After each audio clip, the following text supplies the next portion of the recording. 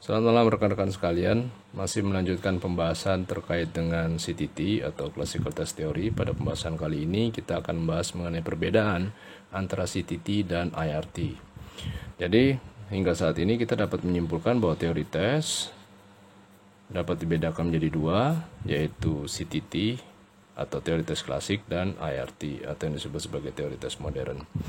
CTT berlandaskan pada suatu asumsi bahwa nilai perolehan daripada seorang partisipan merupakan gabungan atau komposit daripada nilai sesungguhnya dan error, di mana error itu dapat dibedakan menjadi dua, yaitu yang disebut systematic error dan random error. Systematic error dijumpai misalnya pada saat kesalahan pelaksanaan atau kesalahan dalam pemrosesan, sementara random error itu adalah murni karena variasi daripada respon daripada partisipan.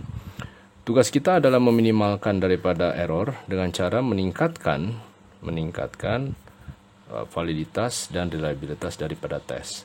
Jadi pada CTT atau Classical Test Theory, unit of analysis atau unit analisanya itu adalah tes itu sendiri.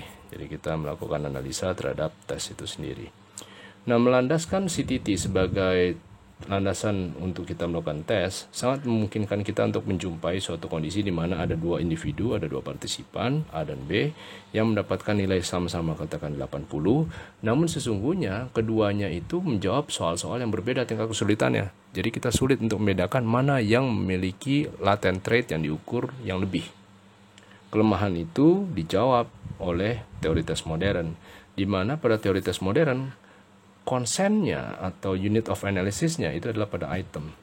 Jadi sangat dimungkinkan untuk membandingkan respon daripada item dari dua atau lebih pengukuran selama item tersebut memang mengukur latent trait yang sama atau mengukur kemampuan tersembunyi yang sama, misalnya bahasa Inggris.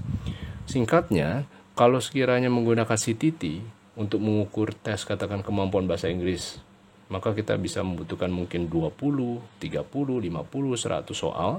Sementara pada IRT, kita mungkin membutuhkan hanya 4, 5, atau 10 soal, jauh lebih singkat untuk menggunakan soal-soal yang telah terkalibrasi.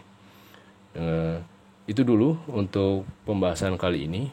Nantikan lagi pada pembahasan di sesi berikutnya, di mana saya akan membawakan lebih dalam lagi, membahas lebih dalam mengenai IRT.